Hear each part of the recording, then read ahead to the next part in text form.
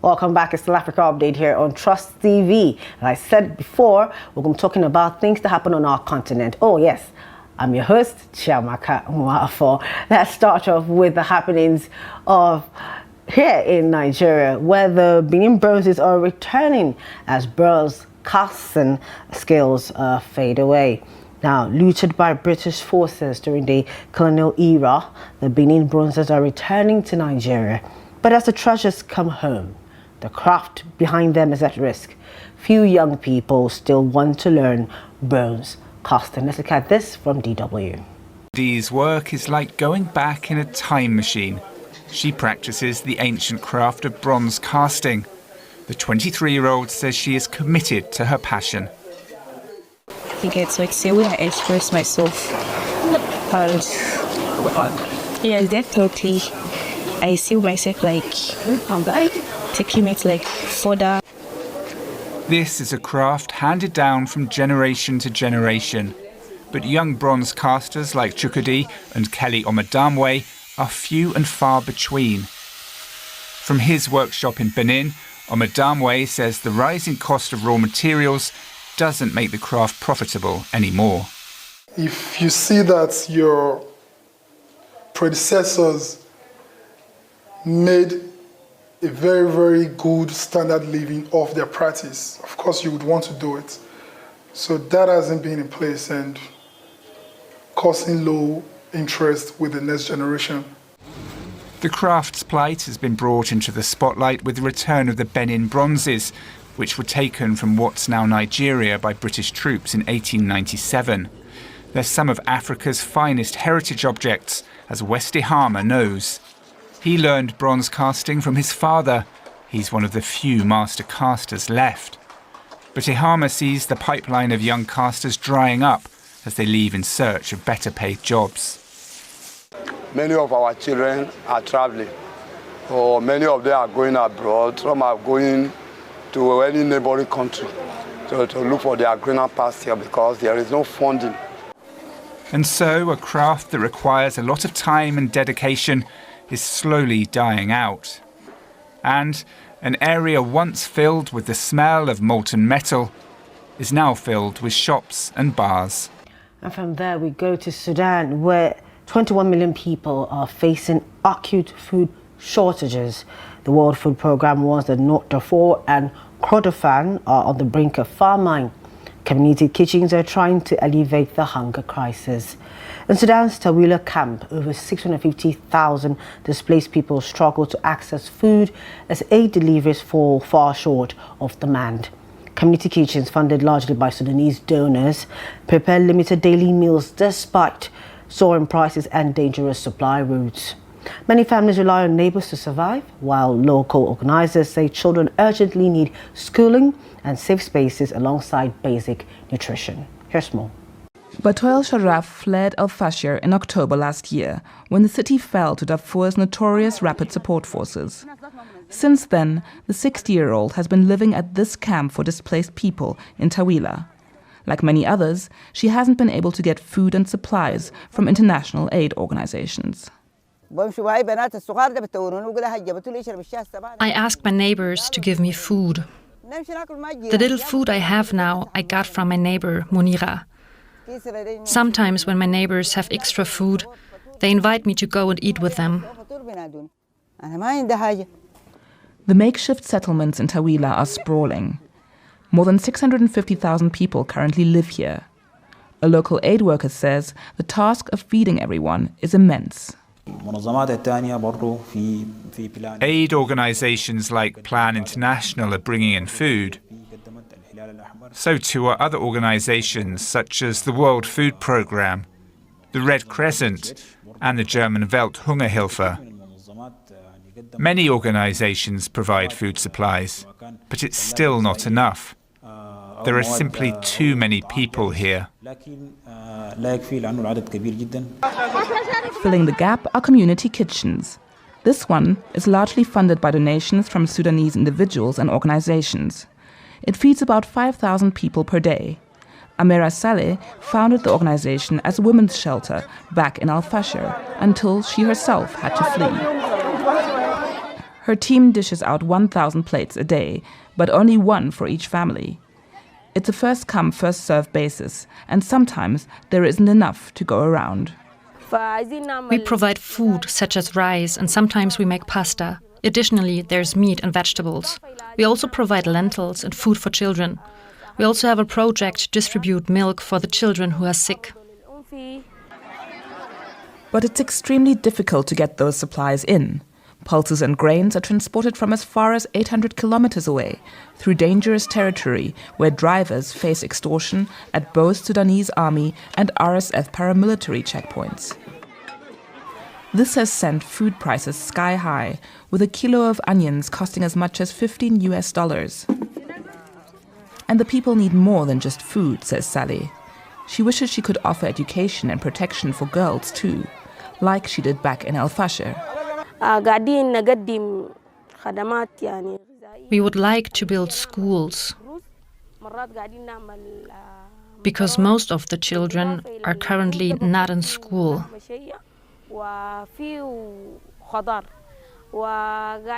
We also would like to build safe spaces for women and girls who are exposed to violence.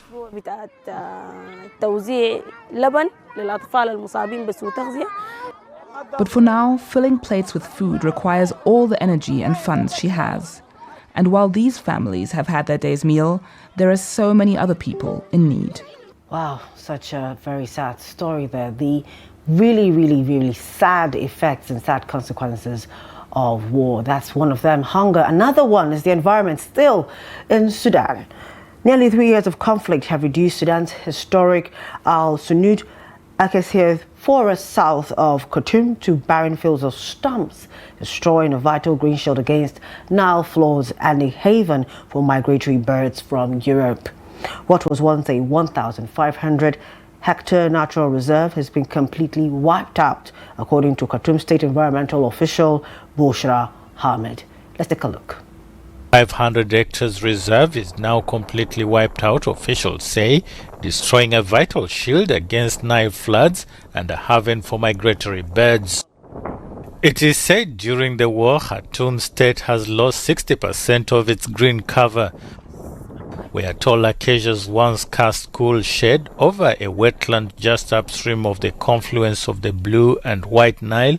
Barren ground now lies exposed, crisscrossed by people gathering whatever wood remains. For generations, Al-Sunud was a place of study, leisure and natural wonder. Today, wood gatherers navigate its barren grounds, often ignoring landmine warnings to sell firewood to bakeries and families. Restoration efforts are underway, but seedlings grow slowly. As one official warns, bringing back what was lost will be long and costly. And some of these forests, he reminds us, were centuries old. And now away from that, we go over to issues of security, where police across 16 African countries have arrested more than 650 suspected cyber criminals and recovered over $4.3 million in a major international crackdown on online scams. The operation, led by Interpol and known as Operation Red Card 2.0, ran from December 2025 to the end of January 2026. It targeted criminal networks behind online investment fraud, mobile money scams, and fake loan applications that have affected thousands of victims, both in Africa and beyond. 16 African countries have arrested 651 people in recent weeks, breaking up a major cyber 442 malicious IPs, domains and servers used to carry out Zambia, Ghana, Ivory Coast, Rwanda, Senegal, Uganda, Zambia and Zimbabwe. Now, Senegal students are feeling betrayed and fear for their future. The students' death during protests at Senegal's top university has become a symbol of growing frustration among young people who say the government they helped bring to power has failed to deliver on its promises. Deadly unrest at Senegal's Cheikh Anta Diop University has left students injured and campuses closed. Many say police raided dorms without provocation amid anger over unpaid scholarships and rising economic strain. While supporters of the current government, students now feel betrayed as their studies stall and their futures remain uncertain. social media footage that sent shockwaves through Senegal. The day protests at the Cheikh Anta Diop University in the capital Dakar turned deadly. Authorities closed the campus and sent thousands of students home, their studies on hold, their futures uncertain. Political science student Bourama Sonko hasn't received a scholarship in months. He was hoping to finish his degree this summer. Instead, he's back in his childhood home. This is the room. We share it with two cousins and my uncle. Up there, that's my suitcase. And here are the books, which I used to prepare for my classes. He is eager to start his career and support his family. I'm very proud. The whole family's proud. But sadly, we don't know what will happen next. Bourama is still in shock after the violence he experienced on campus. He says he was in his dorm when police stormed the building. There were no protests, no stone throwing, nothing. Everybody stayed inside. We can't understand how the security forces could come and attack the students violently, some of them as young as 16. The way they burst in, it felt like they were dealing with criminals, which was not the case. These were students who were unhappy because the state owes them money. Bourama was treated in hospital for a dislocated shoulder. He says his vision is still blurred. Now let's go over to South Africa, where the country is strengthening trade ties with China, backed by duty-free access, investment commitments, and a rapidly expanding trade relationship. But what does that mean for its trade relationship with the United States? South Africa has intensified efforts to diversify its export markets amid trade tensions with the US. BRICS partners, China, led by Xi Jinping, and India, led by Narendra Modi, are potential alliances, or rather potential markets as well. Now, for nearly 20 years, South Africa has a balanced relations between Washington and Beijing. Until 2008, the United States of America was South Africa's top trading partner before China overtook it, reaching a bilateral trade volume of $52.5 billion in 2024. Now, the African Growth and Opportunity Act, AGOA, passed by U.S. Congress in 2000 with the aim of boosting economic support for sub-Saharan Africa, offered duty-free access to the United States market for around 1,800 South African products, but the stability that it offered has been shaken to its core. In 2025, the Trump administration imposed a blanket 30% tariff on all South African imports, a move that analysts note goes against the spirit of the bill. This year, Trump renewed AGOA, extending it only until December 31st, 2026, far shorter than the previous 15 and 10-year renewals. Conditions that once made the U.S. a reliable market now appear fragile and politically volatile, driving South Africa to seek alternatives. Still on things that have to do with economy, in Uvira, in the Eastern Democratic Republic of the Congo, daily life has lost its normal rhythm. Since 10 December, when the border with Burundi was closed, the city has been functioning at half speed. Streets once bustling with vendors and transporters are now deserted. Let's take a look. Democratic Republic of Congo. The closure of the border with Burundi on the 10th of December continues to weigh heavily on the daily lives of residents. The city's been in slow motion since then, with many small-scale merchants who depended on the cross-border trade finding themselves without income. We depended on Bujumbura. We're small traders. We used to take goods to Bujumbura and bring other products back here. Now in Uvira, we're suffering greatly. Every day, hundreds of traders, transporters and families moved between towns on both sides of the border to sell, buy or exchange basic necessities. Today, these once bustling places are at a standstill, plunging many people into uncertainty. People are dying because they can't get medical care. We'll go on a short break, and when we return, the program continues. Welcome back to Africa Update. And now, quite on a very sad note, one of our very, very, very staple guest on the program, Ambassador Ali Haruna Warkani, died. And we're going to do a tribute to him to show you some of the things he said while he was on our program, Africa Update. Now, just a brief bio of who the man was, a very, very prominent man. He was born in on June 15, 1954, and he was a retired diplomat, journalist, and statesman. He passed away on February 15, 2026. He is known for his extensive service with the ECOWAS Commission, where he held various high-level roles. He served as a communications official and a seasoned journalist for the regional bloc. He was actually deputy chair of the United Nations Economic and Social Council. He was actually very notable as a plaintiff in a legal case against the president of the ECOWAS Commission. Now he actually has very, very vast educational degrees. He has a PhD in Peace and Conflict Studies, has an MA in International Politics and Security Studies, has a BSc and MSc from Ahmadu Bello University, and so much. In his public commentary, he's a well-known public affairs analyst, and when you speak to him about things, he's very well knowledgeable. Like I would like to call him a moving PDF Google Drive. In his later years, Warkani was a frequent commentator on African geopolitics, often appearing on platforms like Trust TV and other media houses. Now, one of the things he discussed on the program were things about the Sahel exit, and some other things about Africa-related matters.